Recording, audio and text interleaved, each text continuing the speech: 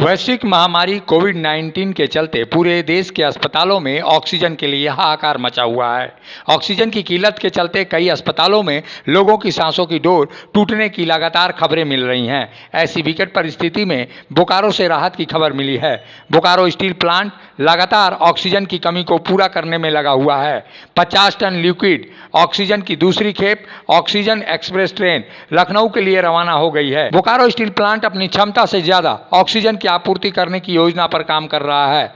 अभी लगातार liquid oxygen Bokaro steel plant से देश के अलग अलग शहरों में भेजा जा रहा है। लगभग प्रतिदिन कहीं न कहीं लिक्विड ऑक्सीजन की खेप भेजने की योजना है। ऑक्सीजन एक्सप्रेस के रवाना होने के दौरान दक्षिण पूर्व रेलवे आद्रा डिवीजन के ARM प्रभात प्रसाद ने कहा है कि दूसरी खेप भेजी गई है और तीसरी खेप ही कल भेजी जाएगी। उन्होंने बताया है कि ऑक्सीजन एक्सप्रेस में 4 टैंकरों में भरकर 50 टन लिक्विड ऑक्सीजन लखनऊ से भेजी गई है।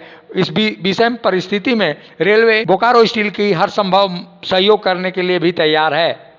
ऐसे में यह कहा जा सकता है कि बोकारो जिस तरह से पूरे देश के लिए ऑक्सीजन उत्पन्न कर रहा है, उसके साथ ही यह आशा जगी है कि अब देश में ऑक्सीजन की कमी नहीं हो पाएगी। बोकारो से मुखर संवाद के लिए शशिकांत की रिपोर्ट। दूसरी ट्रेन जी, ऑक्सीजन एक्सप्रेस पूरा होता है क्या? ये टोटल इसमें 4 टैंकर आए हैं। ये कल रात को करीब 10:10 पे बोकारो आई थी और इसके चारों टैंकर हमने जो खाली आए थे उनको अनलोड करके BSL भेजा था उनमें ऑक्सीजन की फिलिंग के लिए। वो टैंकर हमें आज सुबह मिले हैं। उन चारों टैंकर्स को लोड करके हमने इस ट्रेन को भी डिस्पैच करने के लिए ज़्यादा भेजा है। उम्मीद कर बताइए, इसमें टोटल करीब 48 टन ऑक्सीजन जी। ये लखनऊ के लिए जी, पिछली ट्रेन भी लखनऊ के लिए थी, ये ट्रेन भी लखनऊ जा रही है। अच्छा, और ट्रेन भी आएगी इस तरह से? अभी एक लखनऊ से ट्रेन और कल रात को चली है, उसका हम उम्मीद कर रहे हैं कि आज शाम तक बोकारो पहुंचेगी वो। अभी लखनऊ से ही डिमांड हो रहा है? डिमांड तो सेंट्रली हेल्थ मिनिस्ट्री कोऑर्डिनेट कर रही है, लेकिन हम अभी जो तीसरी ट्रेन आज रिसीव करेंगे वो तीनों ट्रेन लखनऊ से ही हैं। अभी और किसी जगह से हमने कोई ट्रेन रिसीव नहीं की है। मेरा नाम प्रभात प्रसाद। झारखंड वासियों जोहार। 22 अप्रैल से 29 अप्रैल तक हमने राज्यवासियों की सुरक्षा के लिए स्वास्थ्य सुरक्षा सप्ताह मनाने का निर्णय लिया है। इसका पालन आप सब लोगों को करना है। आप लोगों के दृढ़ संकल्प, आप लोगों के संवेदनशीलता के तहत ही ये स्वास्थ्य सुरक्षा सप्ताह